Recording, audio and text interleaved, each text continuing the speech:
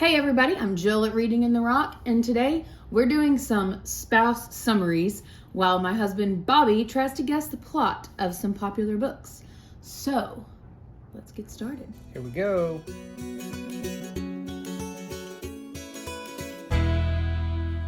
Book number 1. Matt Haig, The Midnight Library. Basing this solely on the cover, this is definitely some type of interdimensional, library-centric book that after midnight, special things start to happen in the library. Planes fly through windows. Cats get cut in half, but they're still okay. Some person jumps into one of the holes and there's water in there. And there's a novel that just happens. Because, it's a library and there are books at the library. And there are also mountains, half of a whale, and there's a car also driving through. So I'm going to say it's like multiverse type stuff. I'm going to give for those of you who haven't read it, here is the actual Goodreads summary. I'm going to give your prediction a 6 out of 10? 6.5 out of 10? 6.5 We'll out go of 10? 6.5 out of 10. Because there's half a cat? There are no half cats. Oh. That's... We are going to say... False advertising. The multi-dimensional element, you've got. Okay. But nothing comes to life in the library at midnight. So... Dumb. So, on we go. Book number 2. Ta-da! The last thing he told me, and I didn't know this by heart, it's literally on the back of the book. The Last Thing He Told Me by Laura Dave. Yeah. I'm going to say that this is about houseboats. And it's a reader's guide in nonfiction, fiction form, sorry, of how to live on a houseboat. No, in all seriousness, I'm going to say that somebody's spouse died, or father, somebody died. A guy died. And the last thing that they told me, this person, whoever me is, I'm going to say, you know what? We're going to get deep into this one. Me are the initials. So M.E is somebody. The last thing are those initials too? Same last name. We don't know. Herbert and Maeve is what I'm going to say. So the last thing Herbert told Maeve is never to buy a houseboat and live on the water. That's got to be spot on. That sounds fascinating, first of all. You can write your own book. Unfortunately, here's the summary. There is someone who dies. Got it. But everything else is not so much. Is there a houseboat? It's not a primary factor to the story. Don't put it on the cover. Laura, you heard it here first. I'm going to give your review... It's going to be low. It's low. It's a 4. It's not as low as I thought. It's a 4. He got the somebody dies. There was something important said.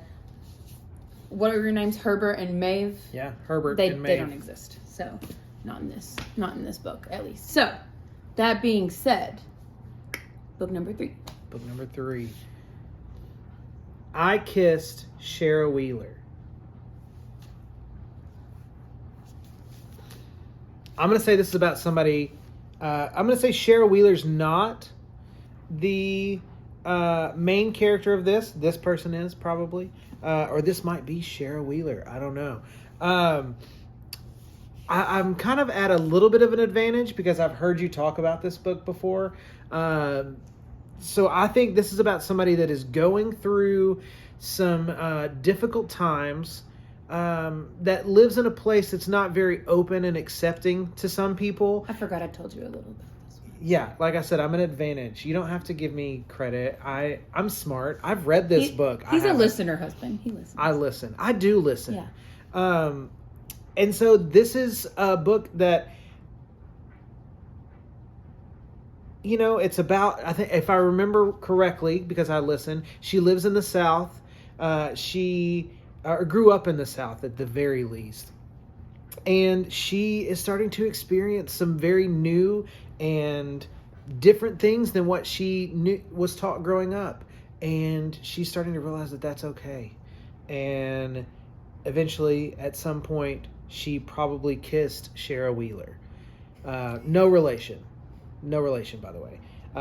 If so, Casey McQuiston... We'd like our story rights. Yeah. Let me be in book 2. Any other guesses about the plot? Nobody has to kiss me or anything. Oh, wait, hang on. I forgot about the tagline. There is one. To get the girl, first you have to find her. So it's about finding true love. And then kissing them. Okay. You had an advantage. And you got the main message of the story very spot on. Boom. There are some things about like who the characters are that you were off on. But the main point was there. I'm going to give it an 8. I'll take it. I'm going to give it an 8. I'll take Those an of 8. you who have not read it, here's the Goodreads summary for you. And with that, we're going to move to book number 4. Book number 4. This is a YouTube book talk, Bookstagram favorite. Don't come for me in the comments if I mess this up.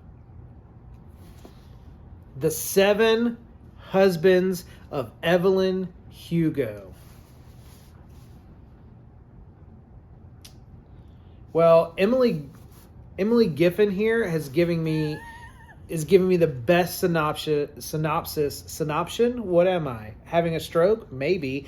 It's a spellbinding novel about love, glamour, and the price of fame.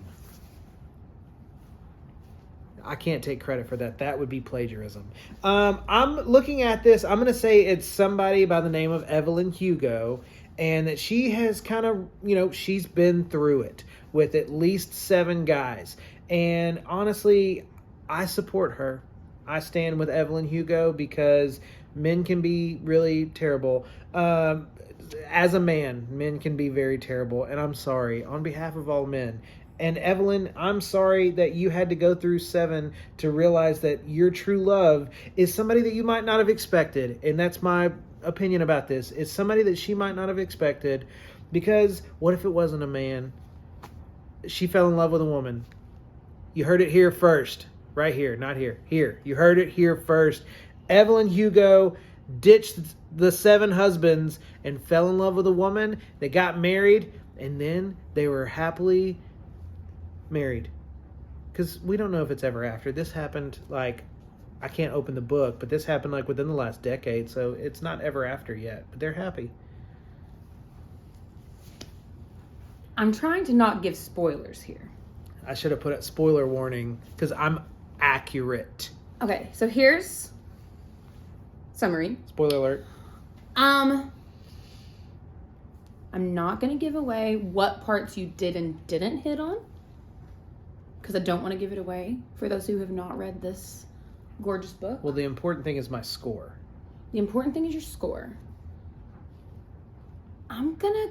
There's a there scale, are some major, 1 to 10. Stop me when we get there. There are some major parts that you got dead on, and some major parts that you were like, phew.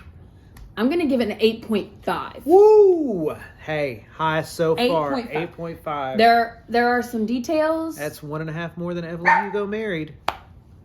Sybil did not like that. Yeah, that was a second guest appearance in this one. Okay, so an 8.5 for Evelyn Hugo. All right. I won't tell you what he did and didn't get wrong on that one. You'll just have to read it. The next book, right here. People We Meet on Vacation.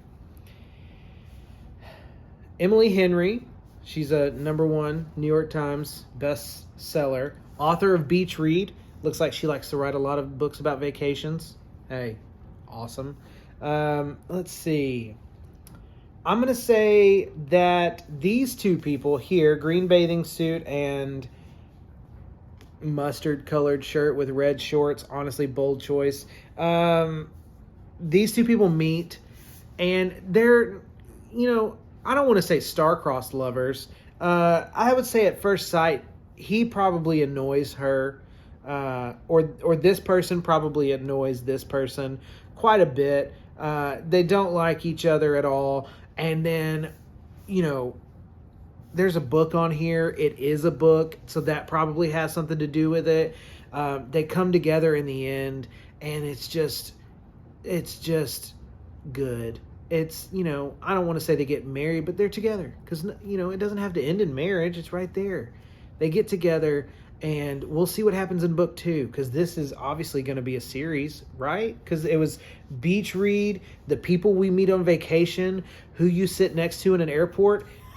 Emily, I just gave you the title of your next book. Okay. While a fascinating concept for a series, Emily. And completely accurate. Emily, if you want to hit us up in the comments, we'll help make. I'm sure book 2 would be fine with this being a series. A lot of people really like this one. Goodreads right here. So, I'm gonna give you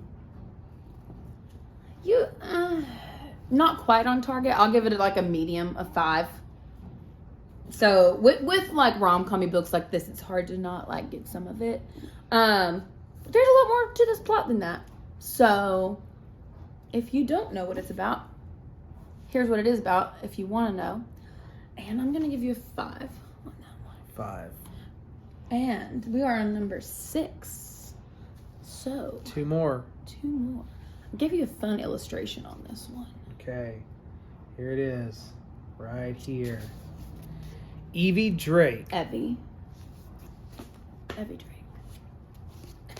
Evie Drake starts over.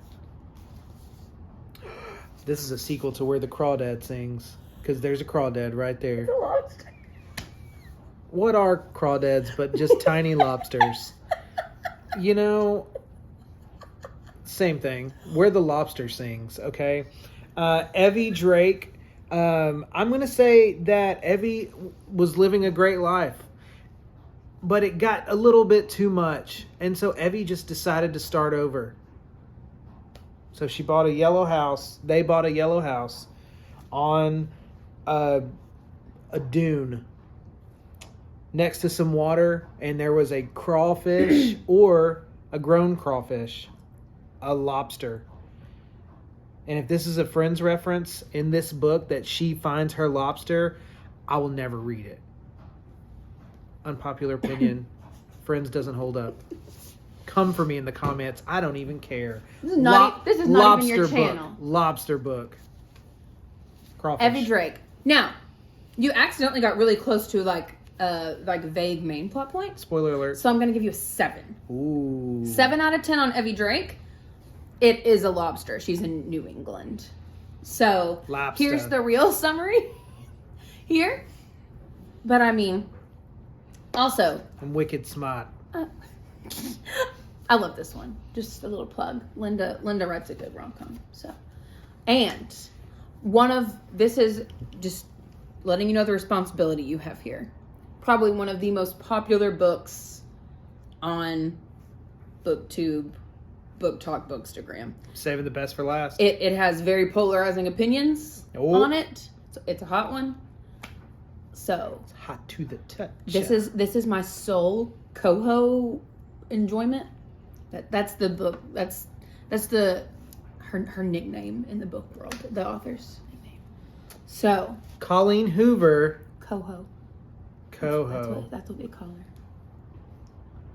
Anyway. Wouldn't it be Kahoo? Come at us in the comments on that one too. Colleen. My comment section Hoover. should be full on this one, and that's all. Yeah. All right. Anyway. I just start trouble. Anyway. All right. Tell us what you think the parody's about. Let me get a good look at the cover here. Honestly, not a bad cover. I would say I'm going to turn the tables on you. I would give this cover a 7.32 out of 11. And I think it's a pretty good cover for the most part. I'm going to say that this is some kind of mind-bendy, personality, switchy, like somebody's confused about who they are. Who is Verity? Like, Verity's now the main character of this book, because that's the name of the book. But this person is definitely conflicted.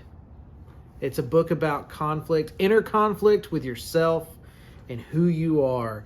And you know what? I'm not a #1 New York Times best-selling author, so you got one up on me, Colleen. Kohu, Colleen Hoover, if we're being formal, which I think we should. I'm going to say it's about personalities and not knowing who you are, but finding it in the end. Okay. Verity. The mind-bending part is very solid. Definitely a mind-bender. Definitely makes someone question Verity. a lot of things. Trying not to do spoilers here, but here's the summary if you want to see it. Colleen Hoover? I mean, I'm sure she Question did. I'm sure she did while writing this. I'm going to give your review. I'll get a 6. Starting in the middle of the road. That being said, this one's very hard to predict. What would you give me? Say my overall score. Your overall score, I'd say I'd give you a 7 out of 10. 7 out of 10. He passed. Lucky number 7. He did a pretty good job inferring. C's get degrees, baby. C's get degrees. And on that note, thank you so much for joining us today. Yeah. And we hope you'll come back next week. It was great to see you. I'll be back on schedule on Thursdays next week. If you haven't already, please like and subscribe. And go follow me over on Instagram, TikTok, Twitter, Goodreads. So, do all those things. Don't follow us in real life, because that's sketchy. Just on the book pages. So, anyway, had so much fun predicting some plots today. I too was here. And I will see you next time. Bye, and happy reading. Bye.